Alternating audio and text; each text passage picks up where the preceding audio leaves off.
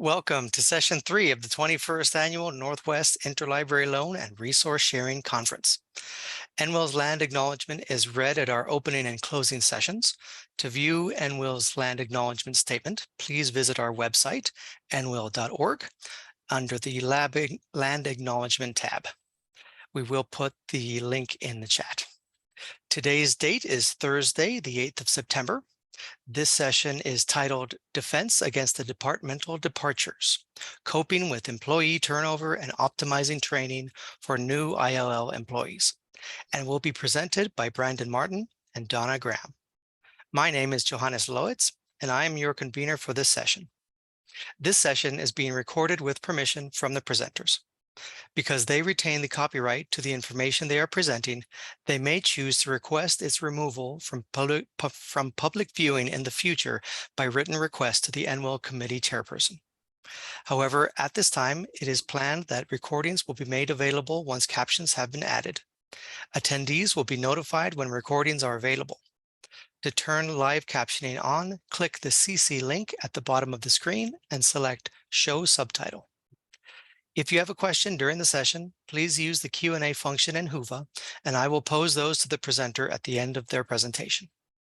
When the presentation ends, please complete the post-session survey in Whova, located on the conference homepage. NWILL and presenters appreciate and use your feedback. On that note, I will turn the session over to our presenters. Thank you very much, and thank you everyone for joining us today. So you should be able to see our slides now, and we're going to dive right in. Before we get too deep, though, we wanted to have two disclaimers for our presentation. The first is that we wanted to be very clear that we in no way endorse or support any of J.K. Rowling's harmful viewpoints, and we chose to use Harry Potter references as an easy tool to communicate our experiences in a easy and relatable fashion. The second disclaimer is that we're using the professor names from the books chronologically throughout the story as representing our turnover, but we want to be clear again that those are not representative of the quality of employees that we have worked with, past or present, and to our knowledge, none of them are villainous or dementors. So with those two disclaimers out of the way, we're going to move on. My name is Brandon Martin. I have been working at the Broken Arrow Campus Library here at Northeastern State University since 2013. And I wear many hats, but the two biggest hats is I'm a systems librarian and our ILL coordinator. And my name is Donna Graham. I am an ILL specialist and access services department assistant on the at the John Vaughn Library on the Tahlequah campus, and I've been employed with the NSU Library since 2004.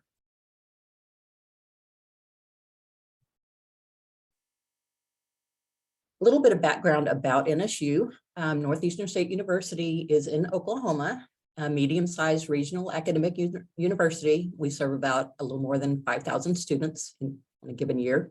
We have 3 physical campuses plus our online, with 2 libraries at 2 of the branches, one in Tahlequah and one at BA where Brandon is. Over 550,000 items between both library branches. Around 26 total employees in the libraries on any given day. That is in flux. We are in the process right now of training a new employee that just started this week. And I know there have been a couple of new ones at Broken Arrow as well. And for interlibrary loan and circulation, we use OCLC WMS and TPASA. And we migrated from Innovative to OCLC WMS in spring of 2017. That combined with a few other things, a little bit forced our hand to move from Iliad to TPASA in June of 2019. And then our average ILL load, we get about 3,500 lending requests per year. Ideally filling about half of those, and our patrons place about 3,000 borrowing requests per year, of which we like to fill 85 to 90% of those if possible. So that's a little bit about us as an institution and our department.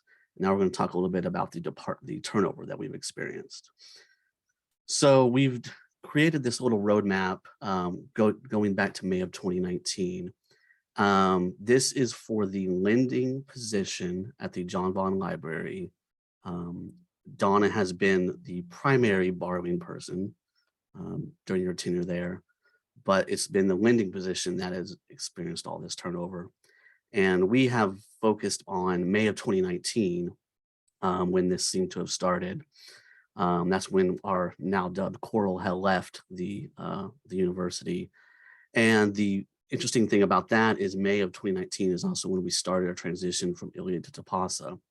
So about 2 or 3 days after we've officially started to transition, Coral left, and Dawn and I were also, we had to handle all the day-to-day ILL stuff in addition to the transition starting and moving to different pieces of software. And then Donna, do you want to talk about Lockhart starting and leaving?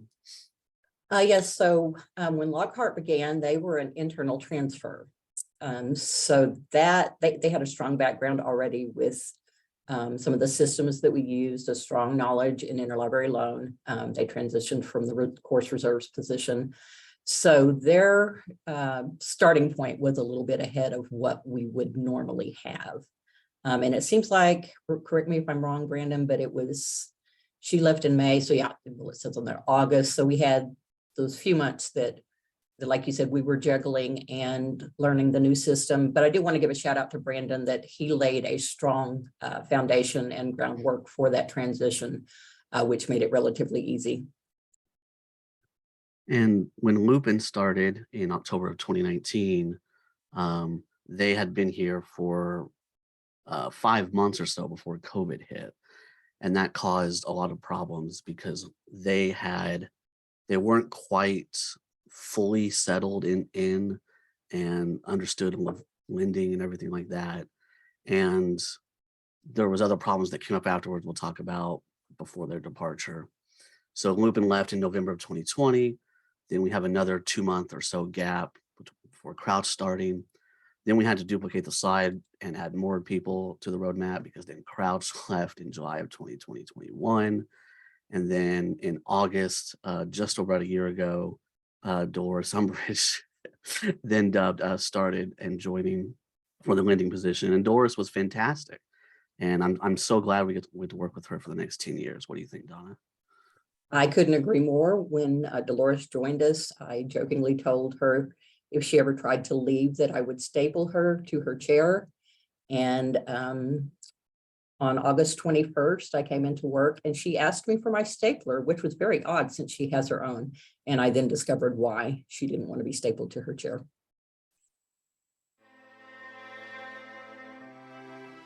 Yes, unfortunately, during the creation of this presentation about turnover has once again struck us again.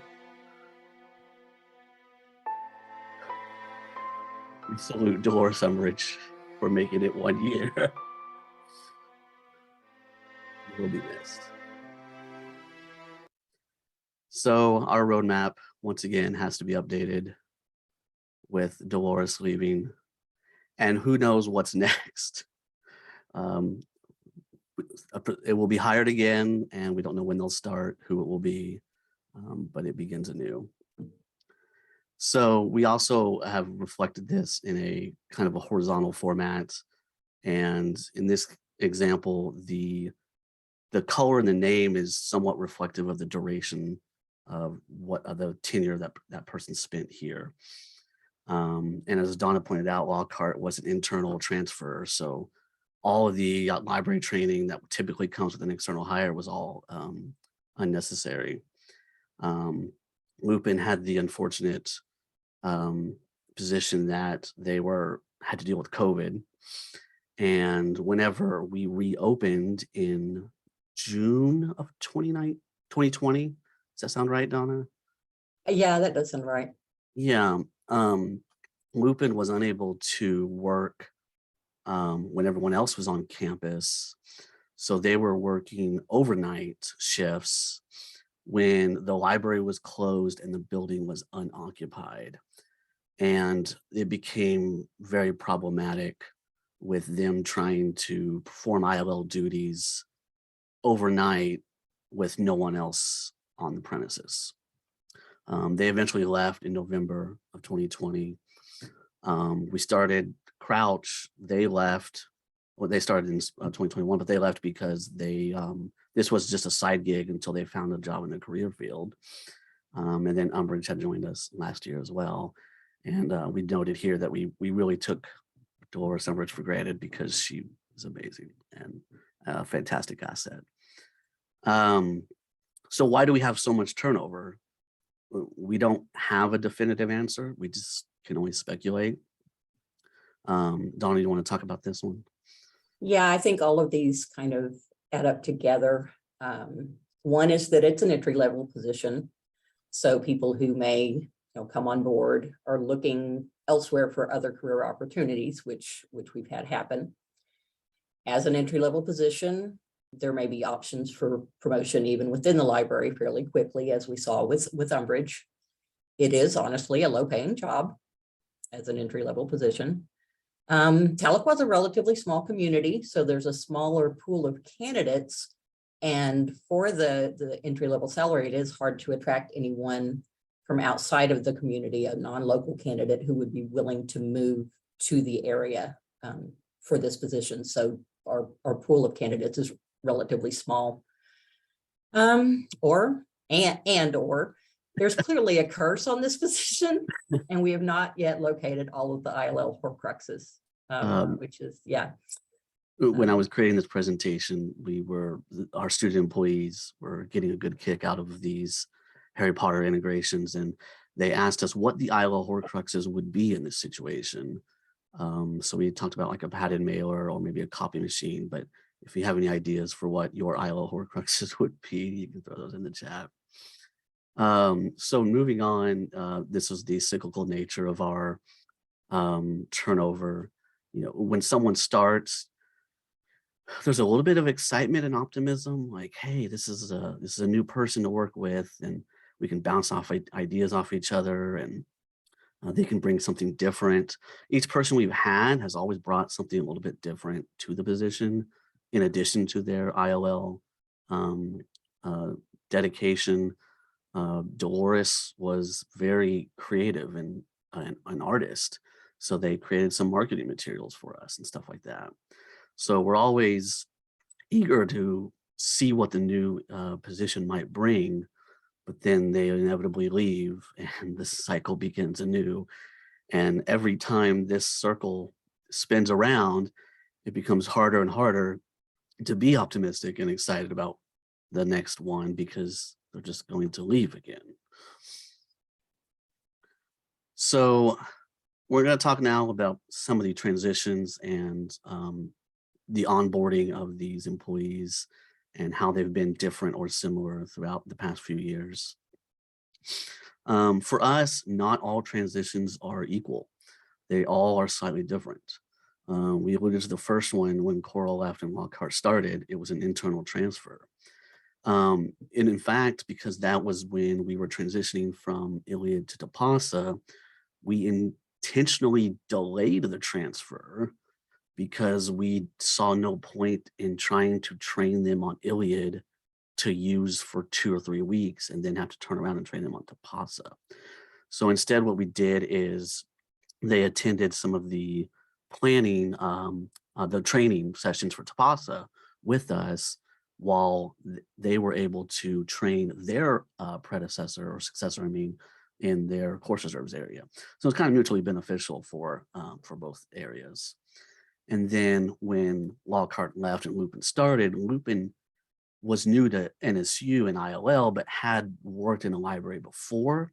So there wasn't maybe the customer service aspect or reference desk duties didn't need quite as much training, but it was, the ILL and the NSU aspect of that needed a little bit more TLC. Yeah, and then when we moved on to Crouch, when Lupin left, again, very quick learner, actually turned out to be someone whose family I knew. They were new to the university and to library positions, but not new to academia overall and ended up finding a job in their preferred career path. And each of these vacancies was somewhat different. They average about 2 months or so. The vacancy between Lockhart and Lupin was a couple months. And we had been live on with DePasa for a few months, but we were still kind of learning the ins and outs of it ourselves. So it was somewhat challenging to communicate that to the new person while you're still kind of getting your own feet settled. And then the vacancy between Lupin and Crouch was a few months, but the holiday break and the general slowness of January kind of helped offset that a little bit. And then when Crouch left while I was on medical leave. So Donna was kind of doing almost everything at that point. And a shout out to someone else as well. This does not reflect that during most of these transitions, we had an additional person at Broken Arrow who was able to help pick up the slack in interlibrary loan. Yes, and that's always been very helpful. So this was our very well made circular example of our transitions. And then Dolores left and completely ruined it. And also, I want to point out that we're poking fun of Dolores, but Dolores is here and in good spirits, watching and laughing with us. We couldn't have gotten through this without her anyway. So we're very clear with how much we appreciate her, but also thank you for ruining this model. So whenever we are training people, it would be lovely if we all worked together at the same time. If we clocked in together and took our lunch breaks together, it would be so easy, wouldn't it, Donna? Oh, absolutely. I would get to hang out with my coworkers and spend quality time, and that would just be awesome. Yeah, it would. Unfortunately, that's not our reality. This is our schedules at a glance. Donna is indicated by the bottom left in the orange, if you can denote that, is Sunday through Thursday at evening and night. And the lending position in the blue at the top right is Tuesday through Saturday during opening shift and afternoon. And then I kind of just fill those gaps Monday through Friday, except I close on Tuesdays, but then I also work some Saturdays. It just kind of depends. I couldn't even reflect that on here. And so it's very difficult to work together without working together. So Right, here's and our same. just to throw that in, this past year was the first year that the lending person actually began working on Saturdays, which split our time even more than it was already divided. Right. And so here's our schedule in written form. There's some overlap between some positions, but when you look at all three in a 40-hour work week, we'd be lucky to have 4 hours of overlap between all three of us. So how do we train in this situation? How do we communicate with each other? These are the conundrums we find ourselves with. So the first thing for communication for us, that is using Slack.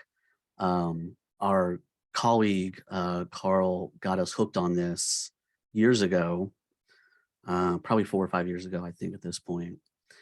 And it's really saved our department, I think. And it allows for asynchronous communication, which works for our schedules. We can communicate with each other when we are here or not. It allows for one-on-one communication, and we have a channel, an ILO channel, where we can talk amongst us, and we can also have a little bit of fun with each other. Even today, there has been plenty of memes going back and forth in this channel. So it's been something that the camaraderie between us fosters, but also we're able to get a lot of stuff done with our work. And Donna, I know you wanted to talk about how that impacted other areas. Oh, absolutely.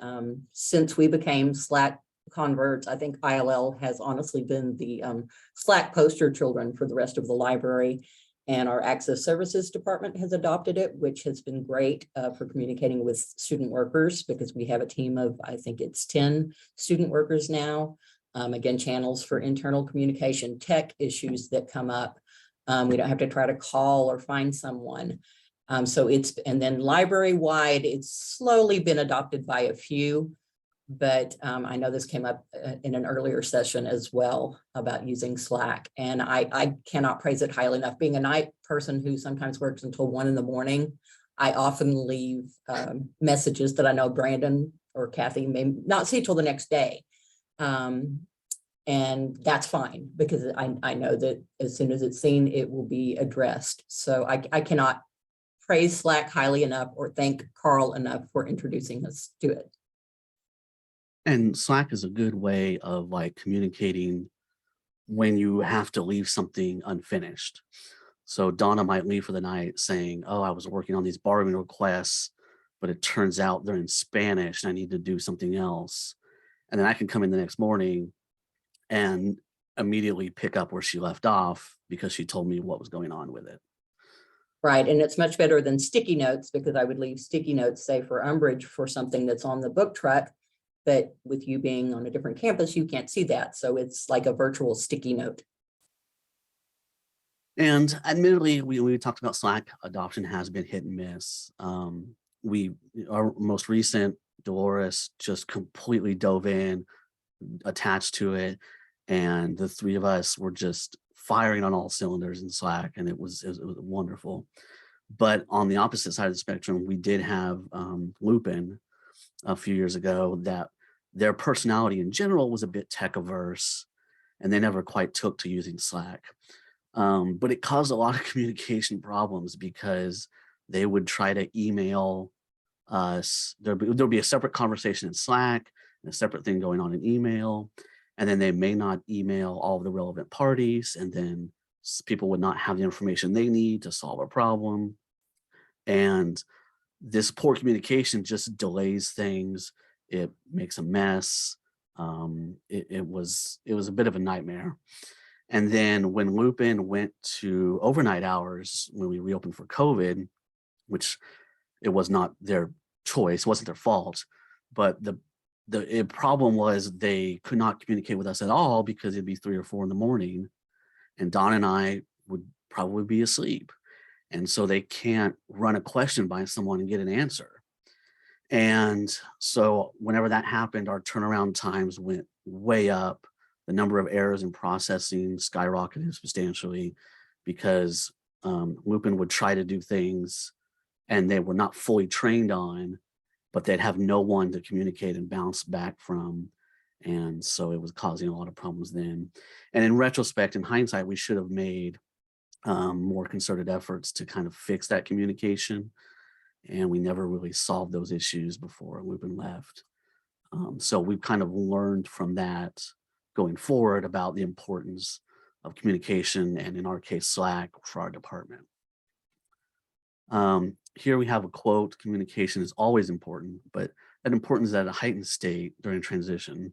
It's vital to keep your peers and fill date on the state of operations. And we're fairly confident Albus Dumbledore probably said that. So, it's something where, like right now, we're in a transition where Dolores has left the ILL position, but it has not been filled.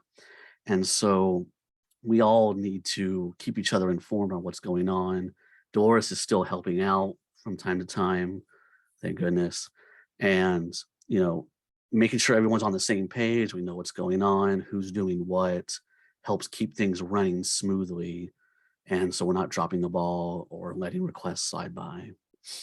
Yeah, this is the first transition we've had where the person who vacated the position is actually still here.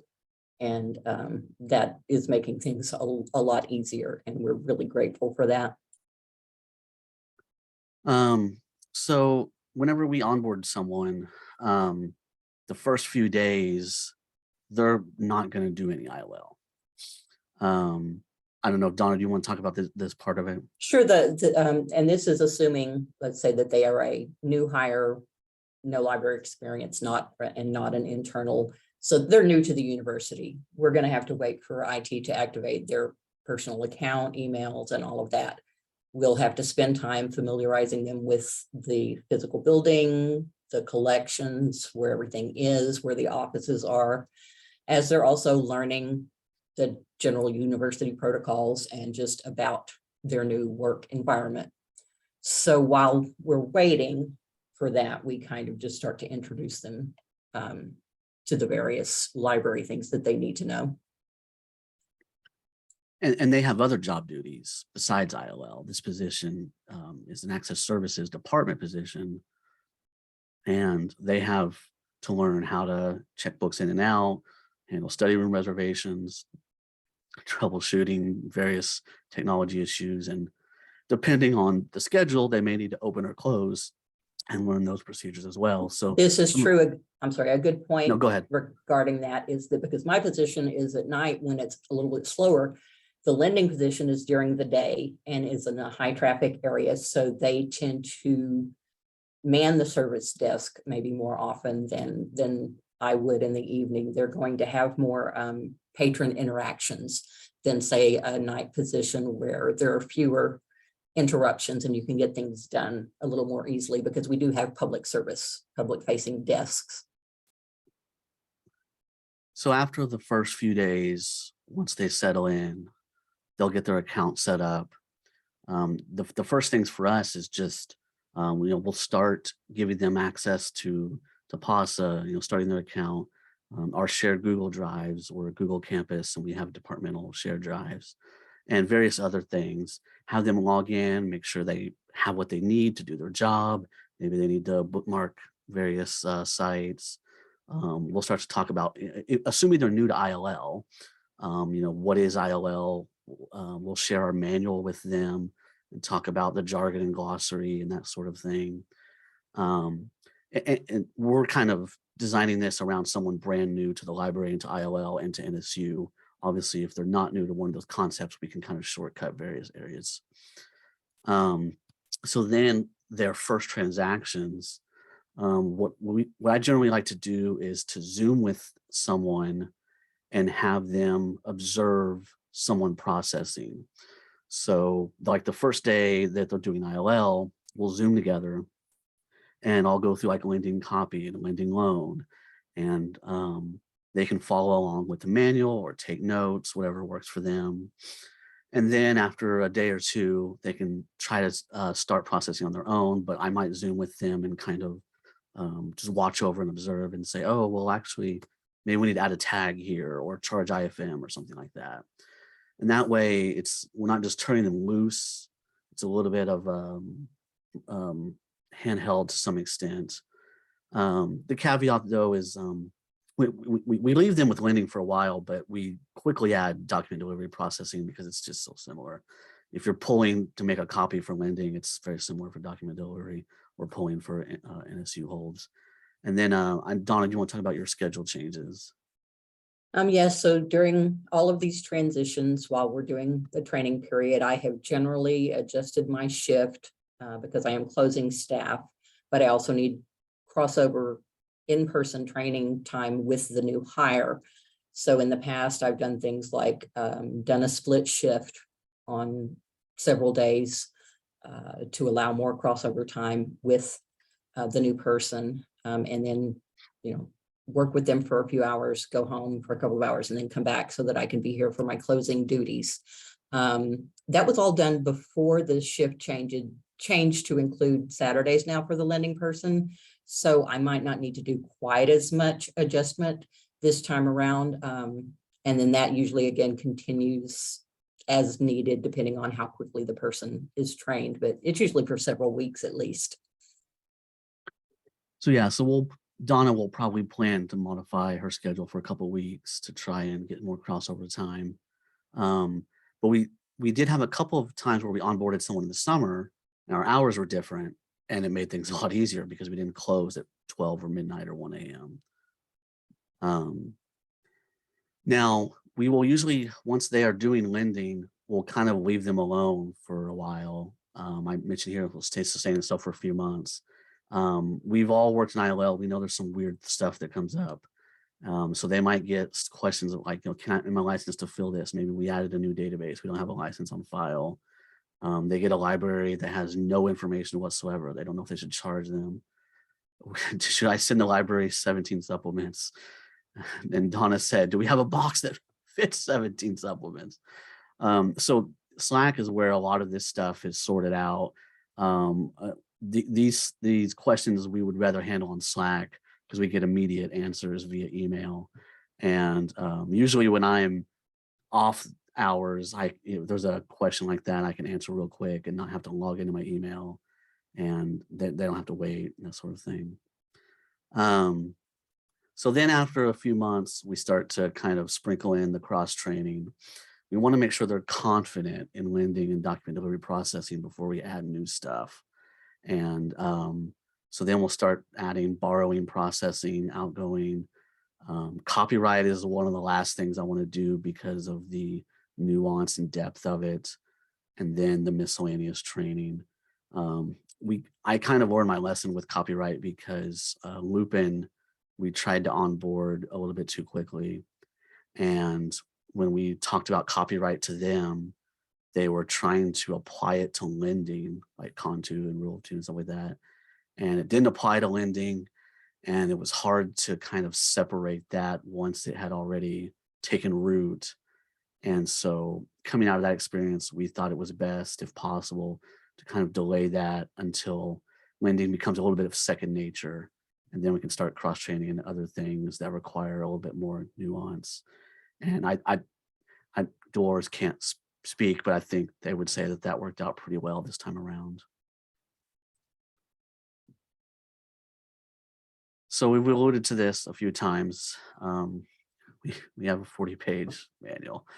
I think this was actually Carl's inception way back in maybe 2017 or so.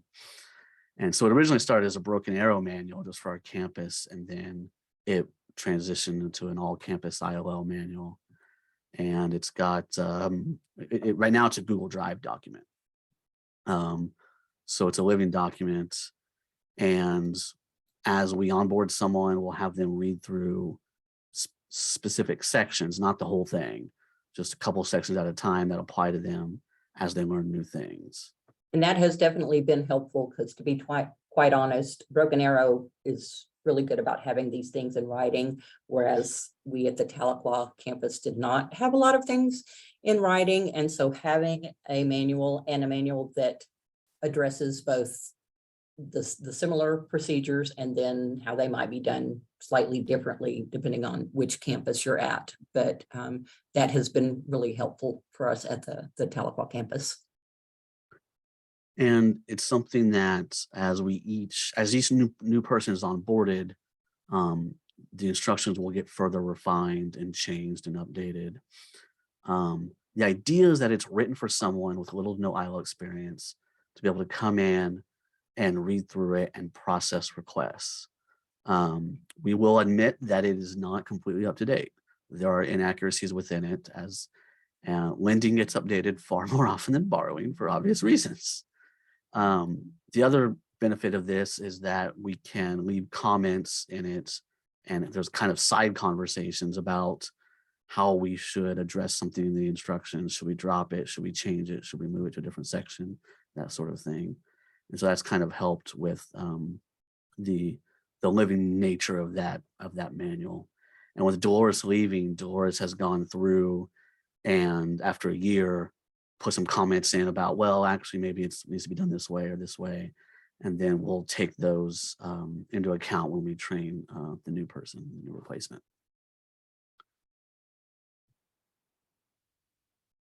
So that's kind of the standard training thing, but then of course it all gets thrown off during COVID anyway. So then a bunch of new questions arise that you're not prepared for. And even when you have a 40-page manual, you can't predict questions like, is the borrowing library open? Should I quarantine these items? We would have never thought about that. So when Lupin had been here for a few months, but we couldn't predict any of this stuff. So we actually never really could fully cross-train, or we tried and it didn't quite stick. So when they left, Crouch started during February of 2021 at that point. So we were open partially, I guess you might say. We had some restrictions on like item use in the facility, and we had some modified hours. But the quarantining procedures and stuff like that was changing on the fly.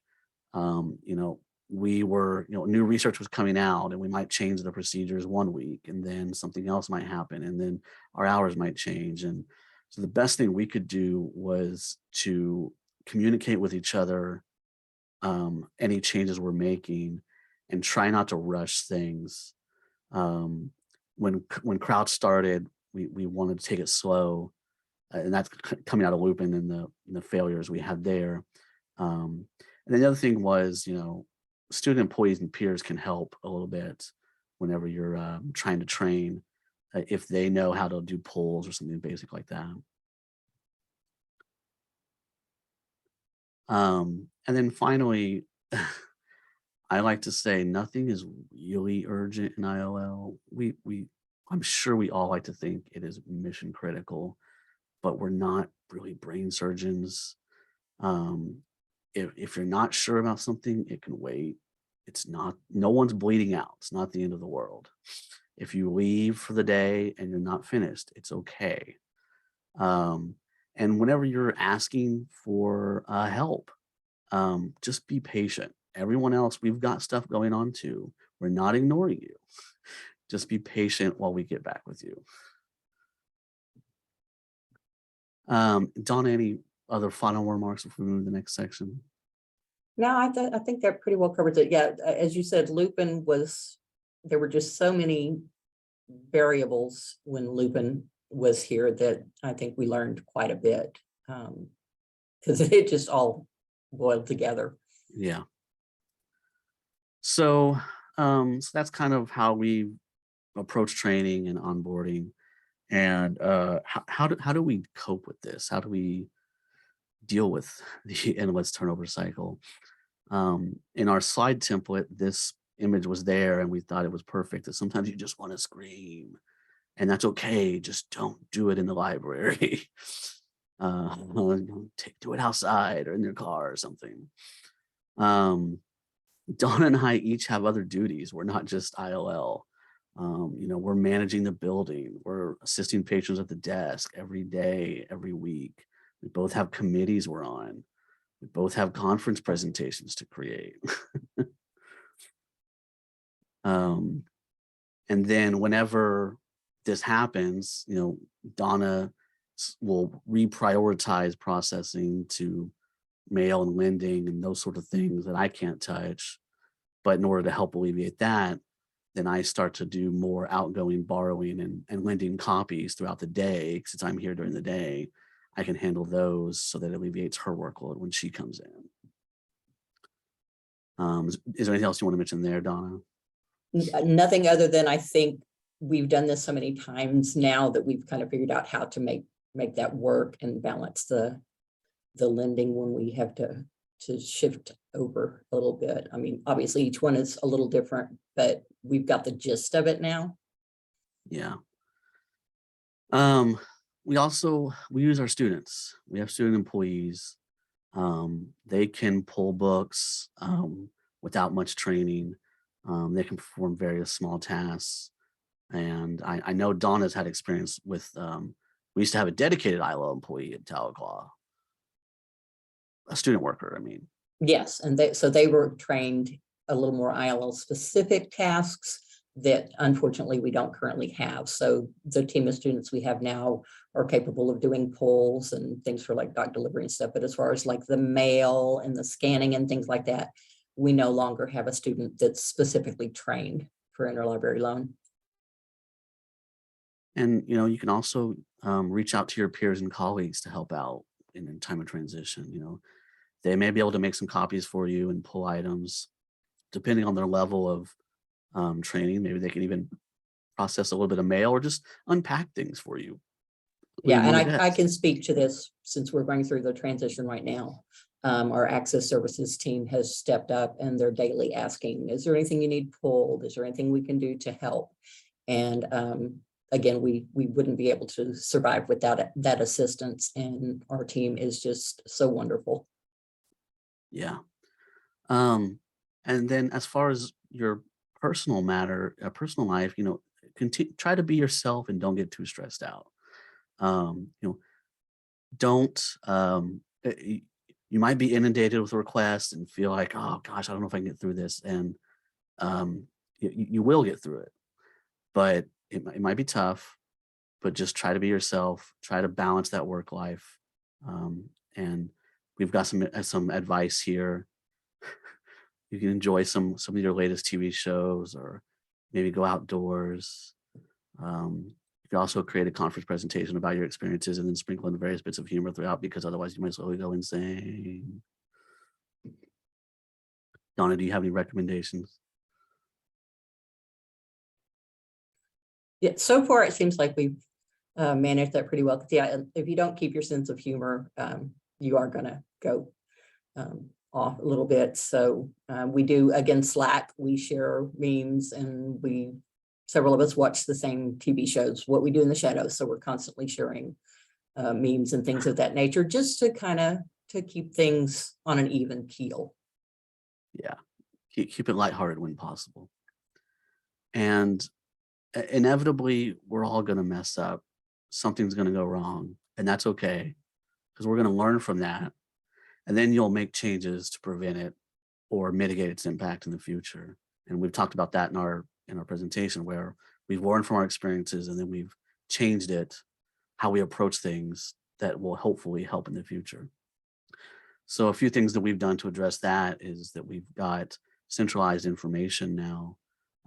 We have a shared Google Drive where everything is stored, including this presentation itself, but also build invoices and statistics and meeting notes and the manual and everything else. I had an idea last year to create a contingency planning document. So this was something that said, if different people are going to be out, here's how we're going to reassign these duties and then maybe reprioritize those duties. So if person A is going to be gone, then person B needs to pick up these things, and maybe the priority will be different than what they're normally doing that day. If multiple people are gone, maybe we're going to go non-supplier if multiple people are gone, and how we're going to address that. We've got here, if 3 people are out, we are going to go non-supplier, especially if I can't pull stuff at another branch, that sort of thing. It's just easier just to turn that off for a day and we'll try again tomorrow, that sort of thing. And then, we talked about having humor. In my opinion, it's okay to have some humor in your documentation too. So, if everyone's gone, good luck, because we don't know how you're reading this document and who you even are. So Donna knows good and well that I like to kind of sprinkle in some funny stuff in various bits of documentation or comments, just to have a little fun. And then earlier this summer, when I was going to be on vacation, I created a separate document because there was no one else at our branch that had ILL training to do specific ILL advanced stuff. So I worked with our student workers beforehand, and then made this document of color coded of who would do what at what time. They could work with different people, and so that way there wouldn't be any stress on trying to figure out who would be doing what while I was gone, and they could always refer to this. And so yeah. Final remarks, Donna? Yeah, I do want to say how thankful I am for the advanced planning and so forth that you have done on occasions like that, because it is extremely helpful. And even if we don't need it, the confidence in knowing it's there and available is just incredibly helpful. And our special shout out to our amazing student employees, because they keep this place running, both with ILL and without, in access services. And then to Dolores, we poke fun, but we couldn't do without her either. And she's been, even in her new job, she's still checking in on ILL and processing a few landing copies and doing some stuff there. And it's been nice because it's allowed Donna and I to spend time on this presentation. So Absolutely. so that's all we have. Well, Brandon and Donna, thank you so much for that presentation. We have plenty of questions, so I'm going to dive right in. Have you advocated for a higher salary for this position to reduce turnover? This is one of those things where we're advocating for our own salaries too. So it kind of just gets bundled in with that. And it's not just the ILL position. Donna, you might be able to talk, it's the access services kind of department. Yes, just briefly, I will say that there was a regional salary assessment a few years back and some adjustments were made. The grading on the position for the access services, which this position falls within what is now called access services assistant. So the grading on the position was changed within the last, I want to say maybe 3 years, about 3 or so years ago. So yeah, that's a bit of a challenge for us. I think we do self-advocate as much as possible, but there's only so much we can do. And they generalized all the access services jobs into the same title and then graded off of that, which negatively impacts that ILL job. All right, thank you. Is there a procedure to have exit interviews to see if there's a common thread for staff leaving or possible modifications to make the position more appealing? That's a good idea. Well, I mean, with Dolores, I can just call and ask, but we've had one instance where we could not give an exit interview because, well, they're just gone. So we don't have a common procedure for that. It's a good idea though. Have you had trouble maintaining a proper work-life balance when you're receiving Slack messages at all hours? I don't. I mean, I'm usually pretty good about Slack allows you to set like off hours. So I have mine like off from I think 10 to 7. And Donna can send as many messages as she wants, and they're just going to bounce right. I'm not going to get any notifications for it. And right, and I'm aware of that, so I know that after, I believe it's at 10 p.m., Brandon, that you have no notifications whatsoever. And then usually when I'm at home, I don't have my notifications on either. But we kind of are aware of each other's availability and know that if we do Slack, it will probably not be looked at till the following day. And so we're kind of aware of that. And sometimes I'll tell Donna, like, hey, I'm not doing anything tonight. I'm just chilling at home. So if you need something, Slack me. And then sometimes like Donna knows I'm on vacation, so she won't even send anything. So we kind of communicate during work and then kind of tailor it that way. And then, but also we know if that person's not on the clock and they don't respond, we know why. It's okay. That makes sense. Thanks. I'm currently helping train a new full-time ILL person and 2 student workers. How do you manage your time with training both types of employees? Oh, that's tough. Donna, do you want to talk first about that? Well, the first thing that comes to mind is, of course, any training that's needed for both the full-time position and the students. Overlap that if their schedules overlap, so that you can maximize the time spent. Whereas things that are specific just to the full-time person, you might not necessarily have to work around when your students are available. And as much as you can, put things in writing, and Slack, definitely Slack. Something else you could do is train the students on basic daily tasks and then start to delegate those to give you time to train the full-time person more in depth. Maybe that might also help. Thank you. In connection with Bobby Newman's keynote, how have you supported one another amidst your significant staffing challenges? I think the biggest thing is Dawn and I, we have the luxury of, we've worked together for almost 9 years. We've developed a rapport, and we might start a phone call about something very serious, about a damaged ILO item. And then, 5 minutes later, we're talking about last week's episode of What We Do in the Shadows or something. So it's one of those things where we've gotten to know each other and what we like, and then we work with each other and talk about our personal lives as well. And it just helps us work together. I don't know. What do you think, Donna?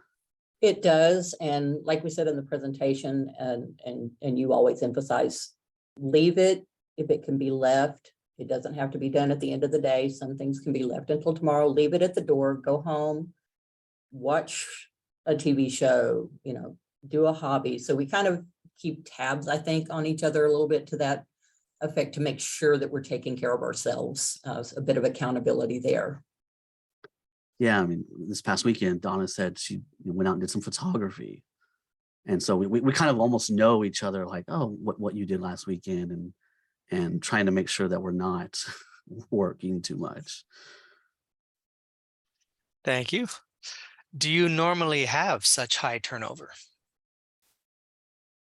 Well, in this position, up until 2019, no, or not as bad. Up until 2019, it was about 3 to 4 years, give or take, that they were in that, the rotation of that position was. Yeah, that's what I was about to say. I think the average for that position was probably, as you said, 3 to 4 years, which for a position at that level, I think is a fairly good tenure. So it's just been since 2019 that this rapid turnover has just snowballed. All right. Thank you. How has the transition been so far after losing Dolores? Since you said they're in the library, do you see potential for help in training Snape? So I did talk to Doris about that for a little bit, about would it be possible to have them do some like physical training, mail processing and that sort of thing. And because I don't want to take away from their new job, because they're learning everything new. They're in technical services. So it's one of those things where we need to make a compromise if possible. So I can still do some virtual training on Zoom, but maybe if there's something that they could handle, a quick session on a Thursday and in person, how to do this and that sort of thing. And then, since Dolores still has access to PASA and everything, so they can just log in and just kind of poking your head in the ILL room and seeing what's going on. And I'm like, oh, there's a lot of borrowing requests. I'll just do a few and help them out a little bit. So Right, it really is a catch-22, because we are grateful that she is still here and hasn't departed to greener fields away from NSU. Seeing her daily, I saw her earlier and we went through the mail together and so forth. But on the other hand, we don't want to overburden her and take it, but she is such a nice person and loves to help, and we don't want to take advantage of that too much while she is learning a new position. right. All right, thank you. So a question about Slack. How interactive are the student employees on the Slack channel? Okay, I can speak to this because it's Access Services specific. Well, you did join the Access Services Slack as well recently, didn't you, Brandon? Yes. This has, it's taken a little bit of effort, but they got on board pretty quickly. And I think that's due in part to the fact that we have an Access Services department head who pretty much expects it and uses it. So when it's being used to communicate with the student workers, hey, we've got a patron upstairs that needs assistance in the study room or finding a book, we can just Slack and say, hey, would you mind taking care of that? That sort of thing. So it has taken off really, really well so far. And I think there was some chatter earlier about like, how do you get Slack buy-in? Because we have encountered that issue in the big library scale. I think part of it is to set an expectation that you expect people to use it, and then set an example and use it yourself. Exactly. And I also, just to chime in, tech, it's been invaluable for tech support because our tech services librarian is on our Slack channel as well. So if we have printer issues, which is on the daily, we can just Slack whatever computer it is, what floor it's on, and he jumps on it and is very responsive. So that has been another benefit, is that we can reach out to not just within our Department of Access Services, but with for technical support. I think most of our reference librarians have joined and are available to some extent. You know, it varies, or mileage varies depending on the person. Excellent, thank you. And our last question is, have you all looked into student workers instead of regular staff?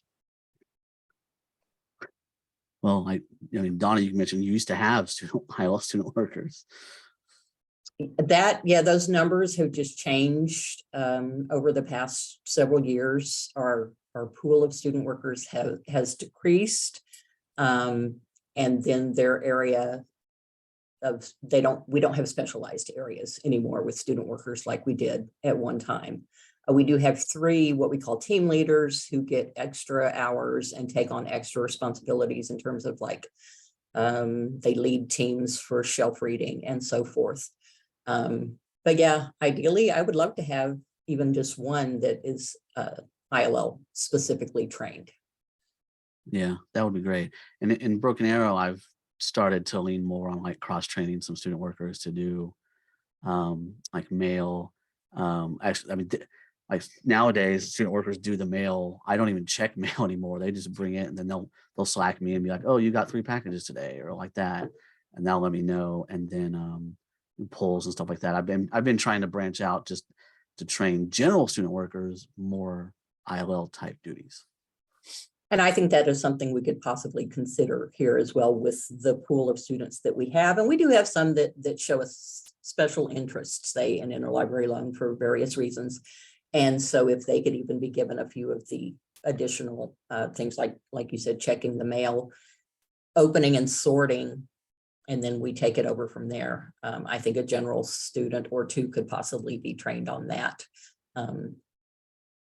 depending on availability. Great. Thank you. Well, that's all the questions that we have.